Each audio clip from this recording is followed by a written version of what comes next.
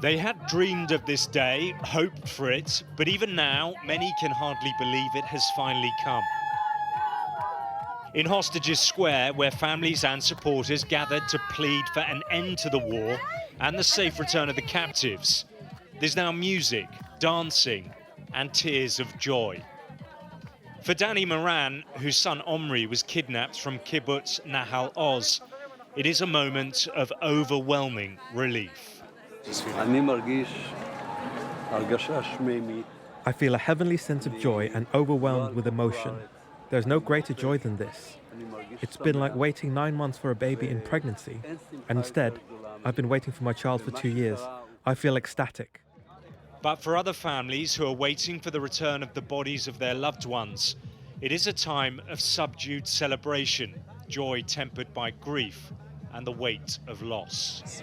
My father was there for 4 months alive, and that we failed to bring him for his release. And that if we're going to get lucky, so to speak, which is a crazy thing, lucky to get his remains and kind of bury him. That's what I'm expecting from me personally. Okay, the best outcome for me is to actually get something to bury. After 3 days of negotiations, the breakthrough was announced by Donald Trump, first on social media, then in the White House, keen to show off the power of his diplomacy.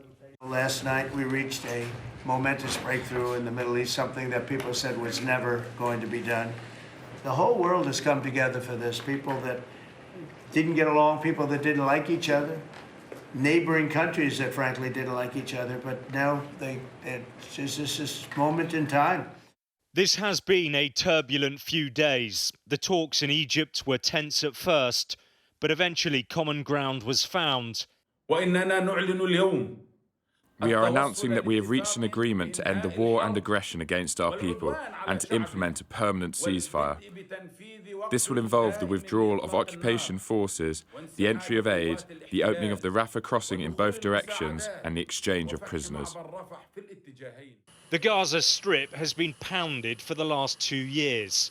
The suffering of the population has been immense. The deal will also see huge amounts of aid flooding the enclave. But the sense of loss in this shattered place is staggering. They are saying there is a ceasefire now. After what? After our beloved families and relatives died? What do we have left in the Gaza Strip? It's a wreck. There is no suitable housing, not even for dogs. This is happiness mixed with pain because we lost our loved ones, friends and neighbours. But each one of us longs to return to our areas. We are fed up with displacement for 11 and 12 times. People are frustrated and exhausted. And even after the agreement was announced, the fighting continued. Israeli tanks seen firing on Gaza's main coastal road. The ceasefire is not expected to begin until Friday evening. This long war has caused extensive damage.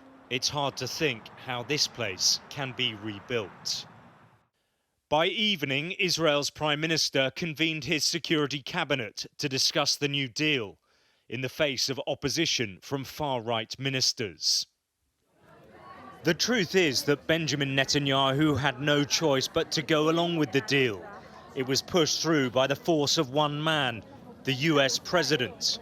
And here he's being feted as the hero of the hour. The celebrations here in Hostages Square have been going on for hours and will likely go on late into the night. But this is only the first phase of the Trump plan. Much could still go wrong if a more lasting peace is to be achieved. The question now is, will it hold and will it progress? The Trump plan lays out a vision for a comprehensive peace. The first step, a ceasefire in Gaza and the release of hostages. But despite the euphoria here, the next steps will be even more difficult. Alex Rossi, Sky News, Tel Aviv.